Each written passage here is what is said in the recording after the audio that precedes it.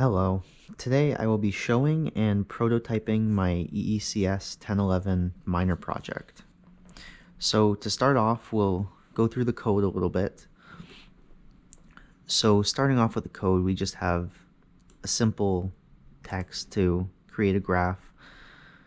Moving on, I added a filter to make the graph a little bit smoother.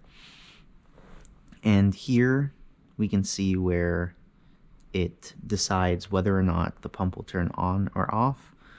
So I assigned the variable voltage to the read voltage of A1, and basically here, if voltage is greater than 3.0, it will turn the pump on. Otherwise, it turns the pump off. And I also assigned a little bit of a display that if the voltage is over 3.0, it will display soil is dry, time to water. Otherwise, it displays signal received, soil is wet. Now, moving on to the setup, I just have a normal setup, the Arduino board connected to the moisture sensor on the A0 slot.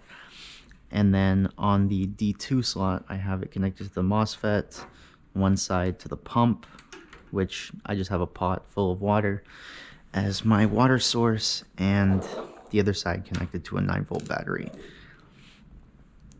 So just as a simple demonstration to show that the code actually works, I'm going to run the program, and give it a minute. You'll see that the water does pump, but if the moisture sensor gets wet, the water turns off. If it's dry, it turns back on.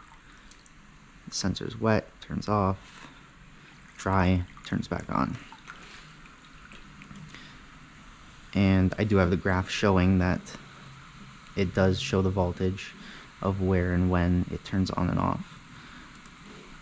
So just to clear all this and show the actual project and what it's going to be used for, if we plug the moisture sensor in there and take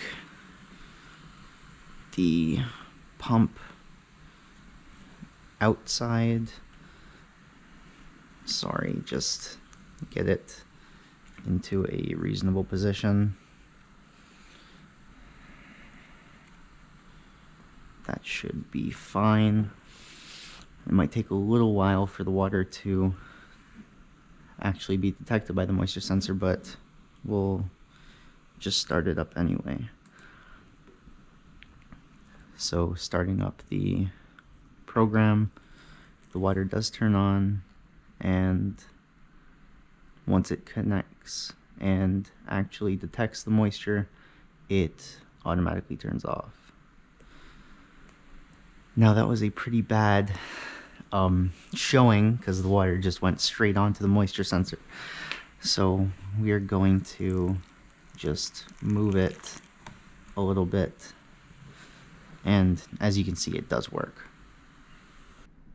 To give a little background on my thought process when designing my code, this is my snake plant. Snake plants don't really need a lot of water, so because of that, I wanted to make a code that doesn't deliver a lot of water. And I thought the easiest way to do that is to dabble around with the voltage values. The actual voltage value that I got for wet soil was, I believe, 3.4. So instead of using 3.4 to get the soil absolutely drenched, I turned it to 3.0. With that, I was hoping that it would give smaller amounts of water throughout a shorter time frame instead of giving large sums of water over a long period of time. The way that you might be able to visualize the loop is through this. I created a flowchart. It's very simple, only a few steps.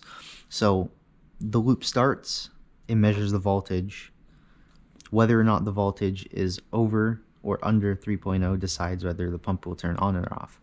So if it is a no, it displays signal received, soil is wet, turns pump off, which if the pump is already off, it just stays off. If it's a yes, then it displays soil is dry, time to water, and turns the pump on.